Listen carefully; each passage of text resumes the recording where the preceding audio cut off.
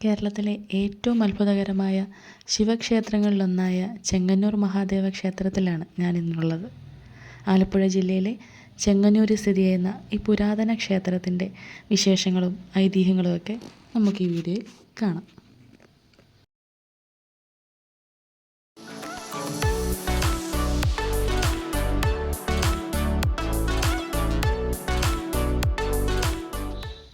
Hello friends, വീണ്ടും ചെമ്പകം വ്ളോഗ്സിൻ്റെ മറ്റൊരു എപ്പിസോഡുമായിട്ട് ഞാൻ എത്തിയിരിക്കുകയാണ്. എല്ലാവർക്കും സുഖമാണെന്ന് വിശ്വസിക്കുന്നു. ഞങ്ങളിപ്പോഴുള്ളത് വീഡിയോയുടെ തുടക്കത്തിൽ പറഞ്ഞ പോലെ ആലപ്പുഴ ജില്ലയിലാണ്, ചെങ്ങന്നൂരിലെ മഹാദേവ ക്ഷേത്രത്തിൽ.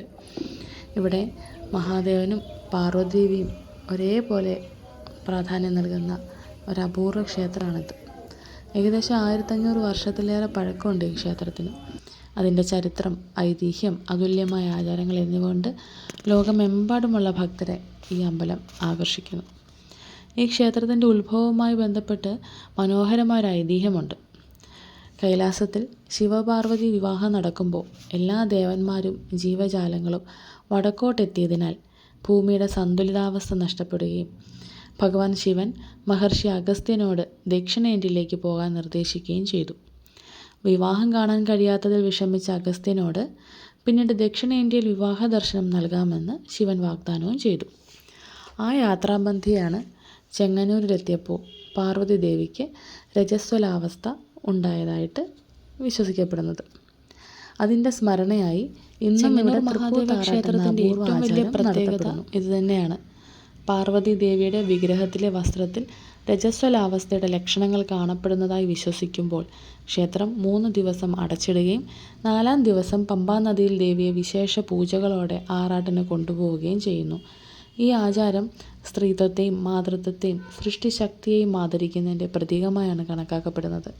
അതുകൊണ്ട് തന്നെ ഈ ക്ഷേത്രം ശക്തിപീഠങ്ങളിൽ പ്രധാനപ്പെട്ട സ്ഥാനവും നേടിയിട്ടുണ്ട്. ക്ഷേത്രത്തിൻ്റെ നിർമ്മാണവും അതീവ മനോഹരമാണ്.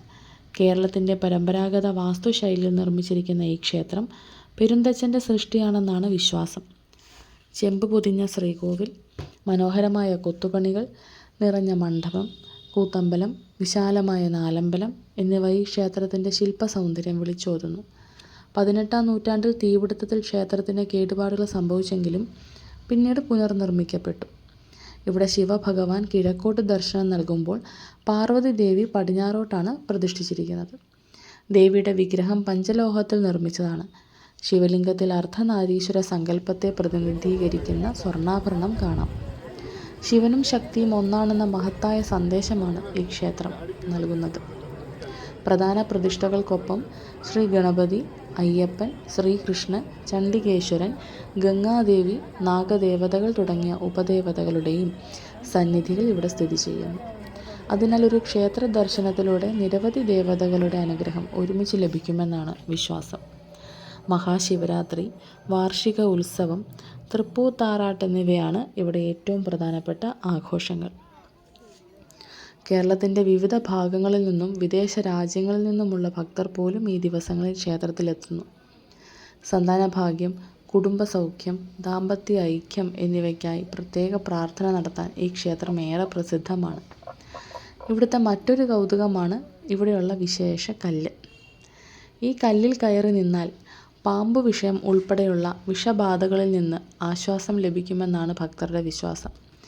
ശാസ്ത്രീയമായി തെളിയിക്കപ്പെട്ടിട്ടില്ലെങ്കിലും നൂറ്റാണ്ടുകളായി ഈ വിശ്വാസം നിലനിന്നു പോരുന്നു. നിങ്ങൾക്ക് ഈ കല്ലിൻ്റെ പിറകിലെ ഐതിഹ്യത്തെക്കുറിച്ച് അറിയാമെങ്കിൽ കമൻറ്റ് ബോക്സിൽ പങ്കുവെക്കണേ.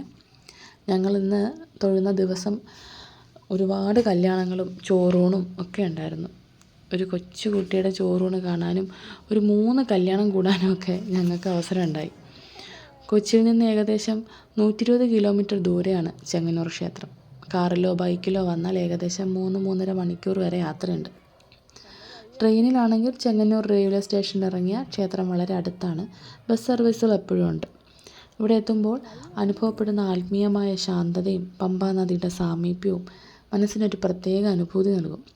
ഭക്തിയുടെയും ചരിത്രത്തിൻ്റെയും സംസ്കാരത്തിൻ്റെയും അപൂർവ സംഗമമാണ് ചെങ്ങന്നൂർ മഹാദേവ ക്ഷേത്രം. ഈ ക്ഷേത്രം സന്ദർശിക്കാനുള്ള അവസരം ലഭിക്കുകയാണെങ്കിൽ ഭക്തിയോടെ ദർശനം നടത്തി ശിവപാർവതിമാരുടെ അനുഗ്രഹം നേടാൻ മറക്കരുതേ. ഈ വീഡിയോ നിങ്ങൾക്ക് ഇഷ്ടമായെങ്കിൽ ലൈക്ക് ചെയ്യാനും അഭിപ്രായങ്ങളൊക്കെ കമൻ്റായിട്ട് അറിയിക്കാനും മറക്കരുത്. കൂടാതെ ഇത്തരത്തിലുള്ള ക്ഷേത്രങ്ങളുടെയും യാത്രകളുടെയും വിശേഷങ്ങൾക്കായി ചെമ്പകം വ്ലോഗ് സബ്സ്ക്രൈബ് ചെയ്യാൻ മറക്കരുത്. അടുത്ത വീഡിയോയുമായി ഉടനെ കാണാം.